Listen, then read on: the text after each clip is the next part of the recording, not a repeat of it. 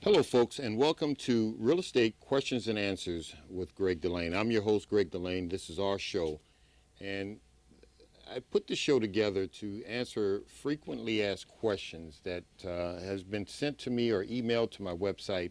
I bring them on the show, and I usually bring professionals on the show to answer some of the questions. Today, I'm flying alone.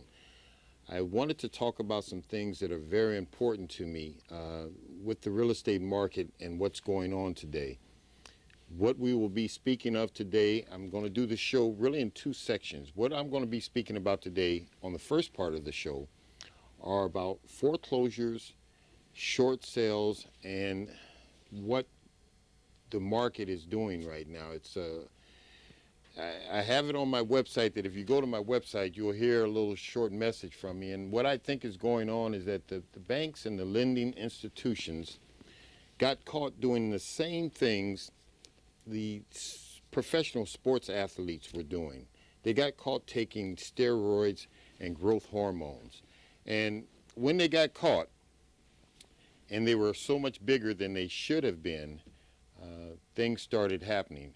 Certainly in this business of real estate, when it was a seller's market and it shut down right around the end of 2005, beginning in 2006, the market, you could almost smell the rubber from the wheels that came to a sudden halt. But what happened during this time that it was such a seller's market and so many people got into the business, it created a situation when it was a seller's market that thousands and thousands of untrained people got in the real estate business. Untrained got into the real estate business and became mortgage brokers. You saw all these mortgage companies opening up and all these new agents. In fact, I had an agent that wanted to work at our office that went down to New York City to take the test, and now you have to make an appointment to get in, and you have to schedule like a month in advance to get down to New York City to take the test. They have two tests there, one in the morning, one in the evening, and both of them were so crowded, and I guess 400 or 500 people were constantly taking the test to get into the real estate business to make a quick buck. Now, I'm not saying all of the agents got into the business to make a quick buck. I'm sure there are a lot of very hard-working real estate agents that are in this business, but whenever there's a push and a lot of money going around and everybody getting some of it, it tends to draw in a lot of different people that really are not in it to help folks. And I'm in the business to help folks. I'm passionate about real estate, and I'm passionate about teaching. So I try to let everybody know what I feel had happened to the business. And certainly we had thousands of untrained people in the business. And now if you look, and it is January to the 30th, 2008, you see all these companies going out of business. In fact, about 3 of the people that I had on my show last year, their companies have gone under. These little mortgage companies that popped up, they went under, and so be it. I think that the market will right itself, and it has done so. It is stabilizing, but this has to happen. It's a lot like if you work at a company and you see people coming in a little late, and they know they're supposed to be at their station ready to work at 8 o'clock, but as they stay there after a while, they take a little bit of privilege to not show up till to 8:15. They don't get to their jobs till they park the car at 8:15. They don't get to their desk and really sit down and hang up their coat, and they're not really there till 8:30, 8:45, and they're paid to be there at 8 o'clock. Well, things get real lax in all businesses, and when that happens, it's not until somebody gets fired on the floor. If you've ever been to a company where a boss walked in and fired a guy, and everybody thought, boy, he really likes that guy because he can kind of hang out at the water cooler and nobody really After he gets fired, everybody there is on their job and at their desk by 8 o'clock in the morning, and that's just how it happens. Now, I said that the banks and the lending institutions and the realtors, everybody's at fault here that got a little greedy. And I said that they were on what I like to call steroids or growth hormones, the same things these professional athletes were taking. But in our industry, they called it subprime lending, 100% financing, no money down. And the problem with that is that when a person doesn't put any money into the deal, he has nothing to care about to walk away from. And it had gotten so bad that people were getting paid to buy a house. And there were a lot of people that purchased a property, 100% financing, asked for a seller's concession, took more money out of the house than the house was worth. So at the closing, they actually took some money. They really didn't have nothing in the deal. So when this real estate market turned upside down, and what I mean by it turning upside down, now your house is worth less than you're paying a mortgage for. So some people got into this and they're paying their home they bought for $350,000, and on the market their house is only worth now $275,000. When it turns upside down like that and you got involved in some subprime lending where now the mortgage balloons and you were paying $2,000, now you're paying $4,000, what's keeping you there? You never brought any money in the first place. So you walk away from the deal, and that is what's happening all across America. It's a shame that that's happening, but it's going to straighten itself out. It always does. It always does. Now, I want to talk a little bit about foreclosures. There are people that are calling my office. They're in a little trouble, and they're wondering, what can I do? When it comes to foreclosures, the first thing that you can do is contact the bank. Believe you me, the banks do not want to foreclose on your property. They do not. If the bank owns the mortgage and they're in Texas, they don't want to contact a broker up here in New York and have to figure out how to get the house on the market, get it cleaned out, get some dumpsters, get you evicted. So banks are certainly open to try to work something out.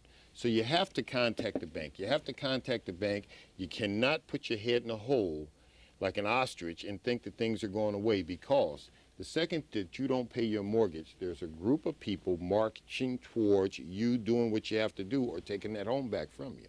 So you have to call. Make sure you call and negotiate, and make sure you have an experienced attorney. Sit down with somebody to see what the payoff note is and see if you can work something out. Banks, believe you me, if you've been paying your note on time and then this whole mess has happened, it's just not happened here in Westchester, it's all across the country. Banks understand that. You might want to stretch out your payments further so they can stay low. There's a lot of things that you can do. One of the big things that I don't want you to do, and this is one of the things that I've had a couple of attorneys on my show and talked about, be very careful about foreclosure scams. There are a lot of them out there. People come before you and they're going to save your house for you. Do not sign anything. Speak to your attorney. Have your attorney contact the bank. Do not sign anything. There's all kind of different scams that they use, and I'm going to speak about a couple of them right here. One is called a bailout. A homeowner is told to transfer their title to someone with better credit to secure better financing and interest rates. That's a scam. Don't sign over your deed to a third party. Make sure somebody else reads whatever somebody's presenting to you to do. To me, I'm in the business of real estate. I have a successful real estate company, but it doesn't matter to me if you go down to Kmart and get a for sale by owner sign, stick it in the ground yourself. But you might not need a realtor, but you don't let your house be taken, because in times of hardship like this, the real snakes come out of the ground. It's a shame. This always happens. Whenever there's a catastrophe, people are running down, signing up as if they were hurt in this situation and they weren't even at the place that this happened. This always happens. So as far as foreclosures go, Call somebody that's been in the business a while. There are a lot of very experienced professional people in this business. Call somebody, call a real estate agent or a broker who has some years in this experience in the business that they can help you with this. Do not sign anything until you sit down with your attorney. Make sure of that. Okay, that's foreclosures. Now, I want to talk real quick about, this is something that you see a lot. This is short sales. I've had some calls that say, well, Mr. Delane, what about a short sale? What is that? A short sale is a situation that, say if I owe $400,000 for my house, but now the market, it will only bear me getting $350,000 for the house. I make a deal with the lending institution, the people who's holding the mortgage, and say, listen, I got to get out of this. I'm not going to be able to pay for it, and I'm going to walk. What can I do? Will you accept a short sale? The bank, the lending institution, may say yes. If you sell it for market value, we'll accept the deal. You see a lot of bank-owned properties now, and people are asking for short sales. So if the bank accepts the short sale, you can get out from under it. But now, remember, the difference between what the bank sells the house for on the market, say if you only get $350 for it and you owe the bank $400, there's a $50,000 difference that the bank is allowing you to walk away from. Now, that used to be taxable. You used to have to pay tax on that. It's no sense in saying, well, I don't have to pay that either. No, if they're giving you a chance to walk away from $50,000 towards the $400 and sell your house for $350, that $50,000 used to be taxable money. If you do a short sale, here's the good thing. The loan will show it's satisfied on your credit. That's a great thing, that the loan will show it's satisfied. The only thing that will show is your late payments that will be reported. And that's a huge difference. You're not holding, if you walk away from the house, your mortgage, your credit can be ruined. So if you do a short sale, the only thing that will show is the late payments or the payments that you did not make. So if you do a short sale and you didn't make 3 payments, that's only 3 mortgage notes that will show. But the loan of the house will show satisfied, and that's a big difference, very big difference. Now, here's something else that just came out, and I want to read this to you. And this is dealing with short sales, and the government is trying to straighten out some things and help people that are in a tight situation right now. Shortly before adjourning for the 2007, Congress approved a tax relief bill designed to help families who had a portion of the mortgage debt forgiven. That's a short sale. It's called forgiven. They forgive the difference in what the house is worth now and what you bought it for. Some families have such debt forgiven through a foreclosure, a short sale, where a home is sold for less than the amount of the loan, or the loan restructuring that enabled them to stay in the house. Ordinarily, forgiven debt, which is short selling debt, is treated as taxable income. In the past, families who have lost homes because they couldn't afford the mortgage payments were sometimes struck with a huge tax bill. The legislation is retroacting this now back to January the 1st of 2007. Homeowners who had a mortgage debt canceled this year won't have to pay that tax. That's a great thing that they're trying to do to help people in this business, because if I'm in trouble and I have to sell my house, and my house sells for $100,000 less than what I got the mortgage for, and the bank is willing to look the other way and take a short sale, used to be that at the end of that year, the government would tax me for the $100,000 that the bank let me go on. It's saying here that they're giving relief for that. And this is only staying into effect. The tax relief is scheduled to expire at the end of 2009. Well, I don't know who made up when it should expire, because I think it should expire after all these homes are not being foreclosed on and it's not a mess all across the country. That's my feeling. Now, let's talk about something else. I wanted to talk about that a little bit, but I do want everybody to know that the market is righting itself. It's strong. It's going to come back. And it's also a great opportunity for people who are buying homes. In fact, my office closed on a deal today on County Center Road, and I remember the people buying the home asked my wife, said, wow, you know, this is amazing. We got the house for a great price.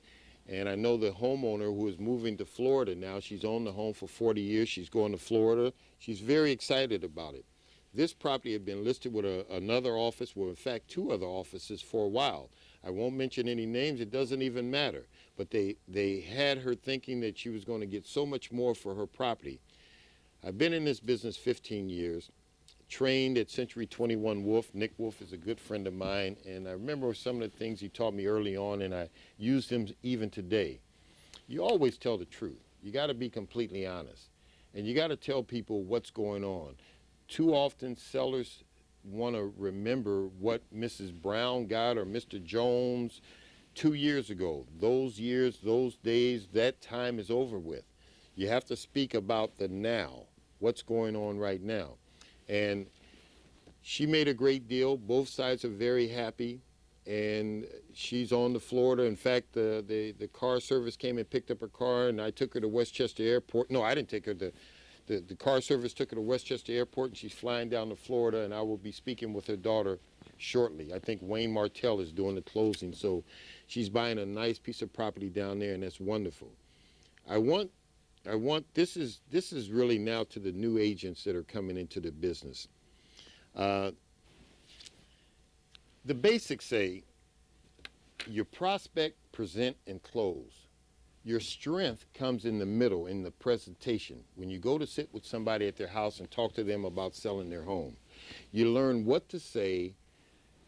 You learn what else is on the market. You have the right things to say, and you tell people exactly what's going on. If you don't do that, what will happen? You will list the house overpriced. We used to call it buying listings. People will come in and buy a listing and list the house way over what it's going to sell for. And then over a period of 6 or 7 months, they try to beat the seller down by telling them, oh, you got to reduce your price. Oh, this happened. You got to reduce your price. I tell you what really happens, and I'm saying this to all the new agents that are out here. What happens is that if you tell somebody that their house is worth $400,000 and it's really only worth $300,000, the second you walk out that door, they're going to take pen to paper, and they're going to say, well, okay, if I get $400,000 for my house, maybe I might not get that much. I might only get $375. But if I pay the commission, which is $15,000 and $375, you mean to tell me I'll walk away with $360,000? They're already counting their eggs before they've hatched because of what you, as the professional, told them that they will probably get. It doesn't happen like that. You got to go in and you got to tell them exactly the truth, and you'll know within 2 or 3 weeks after the property's listed if you're off base, if you're close to what it is, if it's at a competitive price, and you know. So also, this is not just to the agents. This is to the people trying to sell their homes or get things done. I don't have a part-time doctor. I don't use a part-time lawyer. And if I had to go under some kind of operation, I certainly wouldn't go to some person who does surgery in the evening because he drives a bus in the daytime. You got to know that when you want to work with somebody, and I've always said this, experience is the difference. There's a reason that somebody's experienced at a job or experienced at raising children or experienced at whatever the profession is. Experience is the difference. And I never say that, hey, well, you got to call my office. My office is the greatest. No. Just make sure you deal with somebody that's been in this business for a while. And that goes for the attorney, that goes for the mortgage broker, and that goes for the realtor. Ask them to show you what they've done, not what their office has done, because certainly you can say, well, this office sells $16 million listings a year. That's fine. They might only sell one house for $16 million. Find out from the agent what they've done. Make sure that you can ask around and say, well, what do you know about this person? And can I reach this person at 10 o'clock in the morning? Can I reach this person at 1 o'clock? Can I reach this person? Because this is a business. If friendship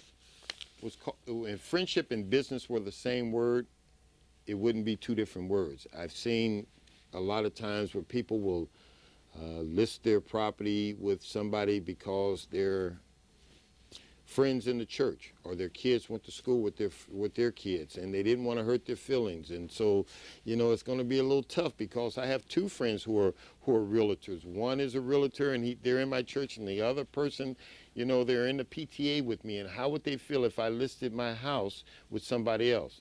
This is business. This is business, and sometimes it's best to go to a third party so that they don't, maybe you're not choosing one over another. I've seen situations where two different agents will list a property.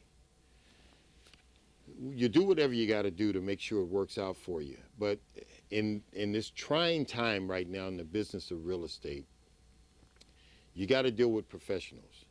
I know that last year we sold, I sold maybe 12 or 13 homes, and in the situation of the homes that I sold that were on the multiple listing service, there were a couple of situations that it was like we were hunting with one bullet, and we had to bring down like a big bear with one shot, because this person had put themselves in a situation where they were going into foreclosure.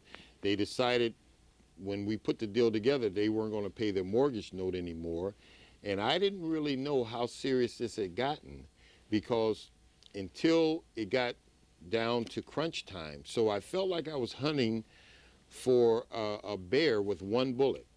This person did not, and this happened a couple of times, they did not have the opportunity that if somebody came in and made an offer and we didn't accept the offer, that they could turn around and say, well, I'll wait and see what else happens. They had no time. Although I asked all the questions I think I should ask, they didn't feel they needed to tell me that in 2 months they were going to have to move out and they were going to lose this property altogether. I didn't find out on these properties until we asked the bank to send the final payoff number, and I saw the penalties that were put with it. But that's okay. I mean, sometimes people can't share some of their things.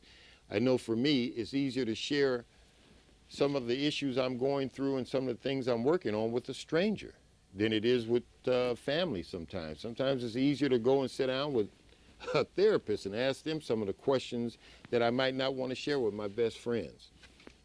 Everybody's different, and I certainly understand it. Now, so we talked about with the newer agents. I hope they get great training. And listen, your broker, you work for your broker, you really work for yourself, but your broker is licensed to train you. As I am a real estate broker, I'm licensed through the state of New York to train the agents and go over things all the time. And I try to, the point I'm making is that make sure you get into your office, make sure you talk to your broker, make sure you go to some of these training courses. There's a lot of them. You can't learn the business of real estate if you're not around it. You really can't. I love boxing. I'm a big boxing fan, so I know that you can't be a great fighter if you're not in the gym. You got to be around it. You got to smell the smells. You got to be the same thing in real estate. You got to be around people doing deals, talking about deals, hearing how they've worked out this situation. You got to be around that stuff. If you're not around it, you can't just say, well, I'll show up every other Monday and I'll come in the office just so they'll see me and I'm in real estate. You end up getting your broker in some kind of trouble because you won't know what to say. And up until this point, there are a lot of brand new agents telling people, oh, you don't need any money. Oh, well, no money down, 100% financing. That was coming out of people's mouths so much I couldn't, but I'm not happy that the way the market is now, because I own property and my properties have gone down and they'll come back. But I remember telling people, listen, the people who bought these homes, they had to scrimp and save and have 2 and 3 jobs to put down 20%. Now you want to come in and buy their home and not put no money down and have them sign a contract, and then you also want to take some money out from closing. It was very hard to explain to the people today, but the market has changed, it's strengthening, it'll be just wonderful. Now, we're almost through with my show, and that went pretty good. It was just me up here. And whenever I have guests on the show, I always ask them the 5 questions. And my wife asked me, she said, dear, if you're going to do a show today, are you going to ask yourself the questions? Well, I will. Let me ask the questions now. My favorite sport. My favorite sport is boxing. I love boxing. Grew up watching Muhammad Ali, go to a lot of big fights, go to Madison Square. I'm involved with the AAU and amateur, and I'm trying to learn how to do judging and get in and refereeing. I love boxing. I think you can teach young kids a lot, and you can do it in a lot of different forums. In boxing, you can do it also and talk to them. There's always an opportunity to teach. I love to teach, and boxing is my sport. My favorite sports team. Listen, I was born in Oakland, California. My favorite sports team is the Oakland Raiders. All right, don't kill me, because I know the Raiders aren't doing well right now, but I'm a big silver and black fan, and they'll do better next year. Oh, and this is the Super Bowl is this Sunday. Let's go, New York Giants. Come on. I'd love to see the New York Giants win 27-24. Let me just throw that out there, 27-24. What other profession would you like to have practiced? Other profession. That's a tough one. My older brother's a captain in the fire department in San Francisco, and I went and took the test, but I was out of my mind when I was doing it, didn't really care. And I'd have liked to have been out there. Whatever job, it had to have been outdoors. I can't work inside an office with no windows. I have to be driving. I drive tractor trailers. I have a Class A CDL license, so I know how to drive tractor trailers. But it'd have to be something outdoors. Now, the next question. If you could speak to anyone, past or present, who would that be? I've asked that question to a lot of the people on the show, and let me tell you, if I had the opportunity to speak to anybody, past or present, I'd want to speak to Jesus. If he was on this earth, I'd love to speak to him and I could get all my questions answered. All right, next. How would you like to be remembered? I want to be remembered. I don't want on my tombstone it's to say, I was right. Nothing like that. I want to be remembered as somebody that cared and that helped people. Listen, folks, you can't keep it unless you give it away.